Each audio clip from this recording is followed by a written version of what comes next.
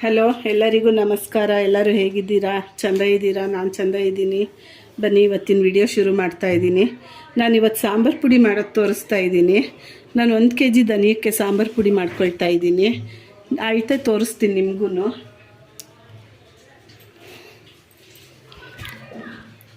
1 kg ಧನಿಯಾ, ಬ್ಯಾಡಗೆ ಮೆಣಸಿನ್ಕಾಯಿ ಅರ್ಧ kg, Guntur ಮೆಣಸಿನ್ಕಾಯಿ ಅರ್ಧ kg, ಖಾರ ಮೆಣಸಿನ್ಕಾಯಿ ಅರ್ಧ kg.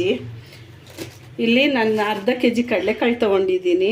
200 ಗ್ರಾಮ್ ಉದ್ದಿನಬೇಳೆ, 200 ಗ್ರಾಮ್ ಹೆಸರು ಕಾಳು, 200 ಗ್ರಾಮ್ ತೊಗರಿಬೇಳೆ, ಸುಮಾರು ಒಂದು 300 ಗ್ರಾಮ್ ಜೀರಿಗೆ ತೊಗೊಂಡಿದ್ದೀನಿ, 100 ಗ್ರಾಮ್ ಮೆಣಸು, ಒಂದು 8 ಈ ಸೈಜ್ ಇದ್ದರೆ ಸಾಕು, 6-8 ಅರಿಶಿನ ಕೊಂಬು, ಮೆಂತ್ಯ 50 ಗ್ರಾಮು, ಒಂದು 30 ರೂಪಾಯಿ ಚಕ್ಕೆ ಲವಂಗ, ಒಂದು 50 ಗ್ರಾಮ್ ಸಾಸಿವೆ, ಅಕ್ಕಿ ಒಂದು 200 ಗ್ರಾಮು, ಕರಿಬೇವು ಒಂದು ಬೌಲ್ ತುಂಬ, ಒಂದು 20 ರೂಪಾಯಿಗೆ ತೊಗೊಳ್ಳಿ. ಒಂದು 20 ರೂಪಾಯಿ ಕರಿಬೇವು ತೊಗೊಂಡಿದ್ದೀನಿ. ನಾನೀಗ ಮಾಡೋದು ಹೆಂಗೆ ಅಂತ ತೋರಿಸ್ತೀನಿ. ಫಸ್ಟ್ ಇದನ್ನೆಲ್ಲ ಚೆಂದಾಗಿ ಹುರ್ಕೋಬೇಕು. ಹುರ್ಕೊಳ್ತೀನಿ.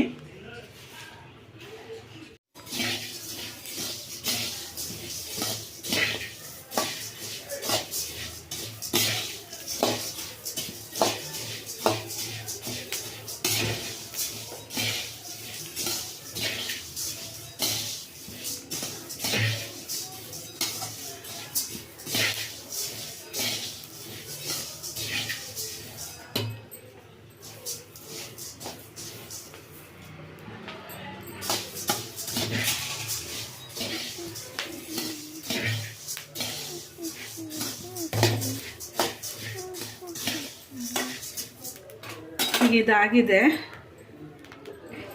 ನಾನು ಬೇರೆದಕ್ಕೆ ತೆಗಿತಾ ಇದ್ದೀನಿ.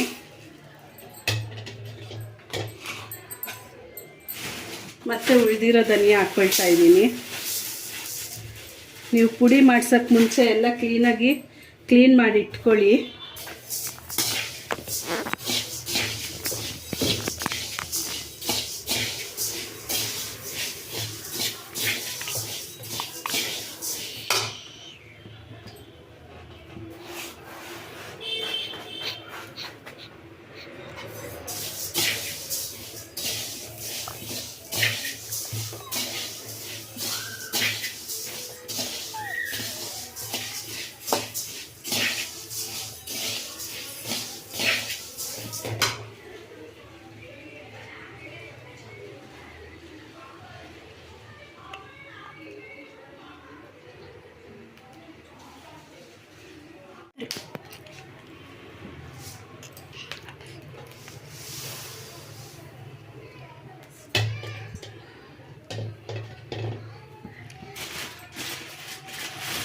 ಈಗ ಹೆಸರು ಕಾಳು ಹಾಕ್ಕೊಳ್ತಾ ಇದ್ದೀನಿ. ಹೆಸರು ಕಾಳು 200 ಗ್ರಾಮ್ ಇದೆ.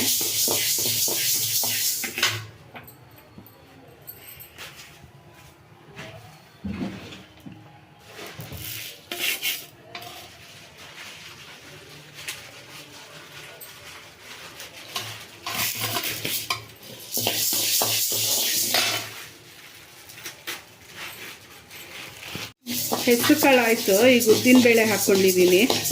ಉದ್ದಿನಬೇಳೆನೂ 200 ಗ್ರಾಮ್ ತೊಗೊಂಡಿದ್ದೀನಿ. ಇದು ಚೆಂದಾಗಿ ಹುರ್ಕೊಳ್ಳೋಣ.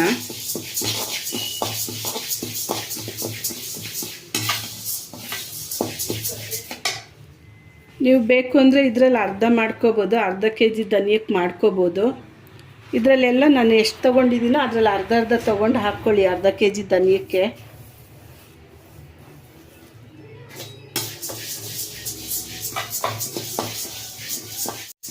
ಈಗ ಉದ್ದಿನಬೇಳೆ ಆಗಿದೆ, ತೆಗಿತಾ ಇದ್ದೀನಿ.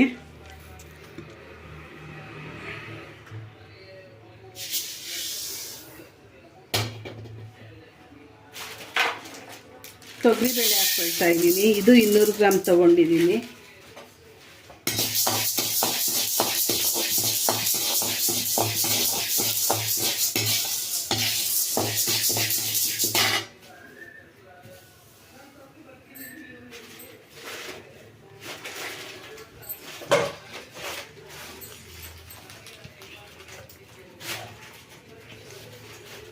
ಈಗ ಇಲ್ಲಿ ಉದ್ದಿನಬೇಳೆ ಆಗಿದೆ.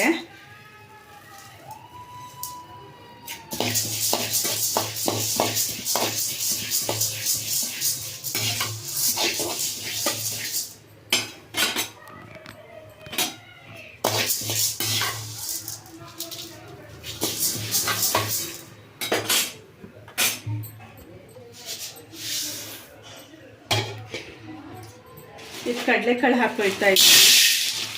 ಕಡಲೆಕಾಳು ಒಂದು ಅರ್ಧ ಕೆ ಜಿ ಹಾಕ್ಕೊಂಡಿದ್ದೀನಿ. 1 ಕೆ ಜಿ ಧನಿಯಕ್ಕೆ.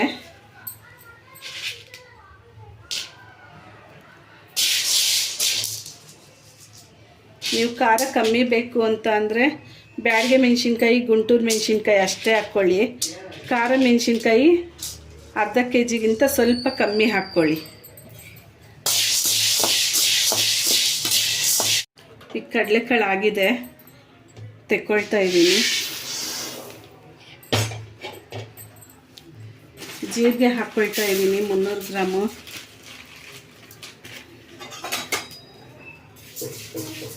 ಜೀರಿಗೆ ಅಷ್ಟು ಹಾಕ್ಕೊಳ್ಳೇಬೇಕು, ಟೇಸ್ಟ್ ಬರಬೇಕು ಅಂದರೆ, ಇಲ್ಲಾಂದರೆ ಸಾಂಬಾರು ಪುಡಿ ಟೇಸ್ಟ್ ಬರಲ್ಲ.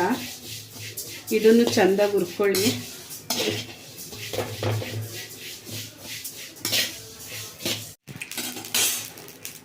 ಜೀರಿಗೆ ಆಗಿದೆ.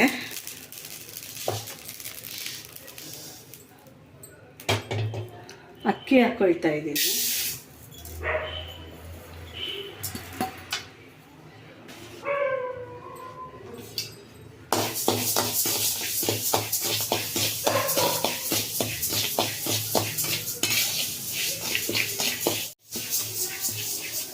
ಅಕ್ಕಿ ಹುರಿದಾಗಿದೆ, ತೆಗಿತಾ ಇದ್ದೀನಿ.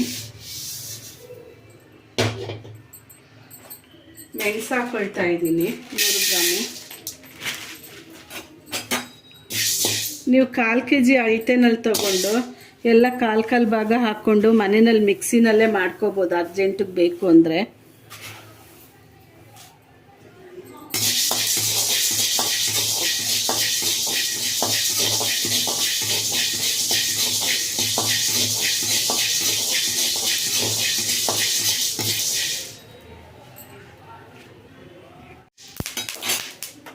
ಈಗ ಮೆಣಸು ಆಗಿದೆ.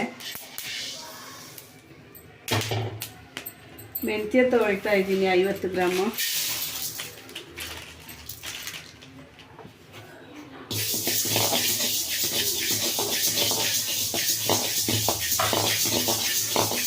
ಮೆಂತ್ಯ ಫ್ರೈ ಆಗಿದೆ, ತೆಗಿತಾ ಇದ್ದೀನಿ.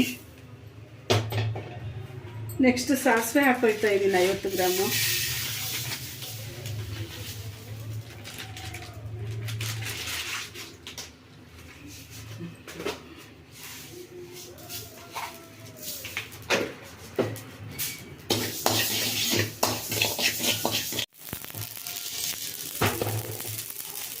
ಈಗ ಸಾಸಿವೆ ಆಗಿದೆ, ತೆಕ್ಕೊಳ್ತಾ ಇದ್ದೀನಿ. ನೆಕ್ಸ್ಟ್ ಚಕ್ಕೆ ಲವಂಗ ಹಾಕೊಳ್ತಾ ಇದ್ದೀನಿ. ನೀವು ಇದ್ರ ಜೊತೆ ಗಸಗಸೆ ಬೇಕಾದರೂ ಬಳಸ್ಬೋದು, ನಾನಿಲ್ಲಿ ಗಸಗಸೆ ಬಳಸಿಲ್ಲ. ಗಸಗಸೆ ಬೇಕಾದರೆ 100 ಗ್ರಾಮ್ ಹಾಕ್ಕೊಳ್ಳಿ. ಗಸಗಸೆ ಇಲ್ಲದೆ ಮಾಡಿದ್ರು ಸಾಂಬಾರು ಪುಡಿ ತುಂಬ ಚೆನ್ನಾಗಿ ಬರುತ್ತೆ. ಇವಾಗ ಇದಾಗಿದೆ, ತೆಗಿತಾ ಇದ್ದೀನಿ. ಕರಿಬೇವು ಹಾಕ್ಕೊಳ್ತಾ ಇದ್ದೀನಿ. ಕರಿಬೇವು ಸ್ವಲ್ಪ ಬಿಸಿಲಲ್ಲಿ ಹಾಕಿಟ್ಕೊಳ್ಳಿ.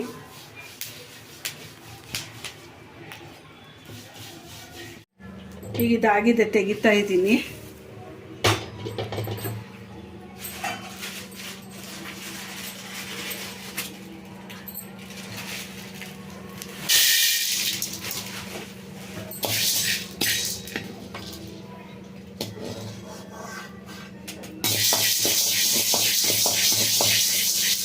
ಅಲಸಂದೆ ಕಾಳು ಸ್ವಲ್ಪ ಹಾಕ್ಕೊಂಡಿದ್ದೀನಿ, 150 ಗ್ರಾಮ್ ಅಷ್ಟು ಹಾಕ್ಕೊಂಡಿದ್ದೀನಿ. ಇದಾಗಿದೆ, ತೆಗಿತಾ ಇದ್ದೀನಿ.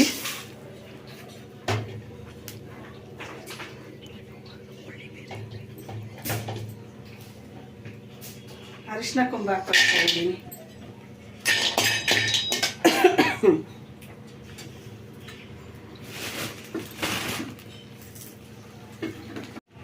ಈಗ ಅರಿಶಿನ ಕೊಂಬು ಹುರಿದಾಗಿದೆ, ತೆಕ್ಕೊಳ್ತಾ ಇದ್ದೀನಿ. ಇದಕ್ಕೆ ಹಾಕಬೇಕಾಗಿದ್ದ ಕಾಳು, ಜೀರಿಗೆ, ಮೆಣಸು ಎಲ್ಲ ಹುರಿದಾಗಿದೆ. ಅದು ಹೊರಗೆ ಇಡ್ತೀನಿ ಗಾಳಿಗೆ ಸ್ವಲ್ಪ. ಇನ್ನು ಮೆಣಸಿನ್ಕಾಯಿಗಳು ಮಾತ್ರ ಹುರಿಬೇಕು.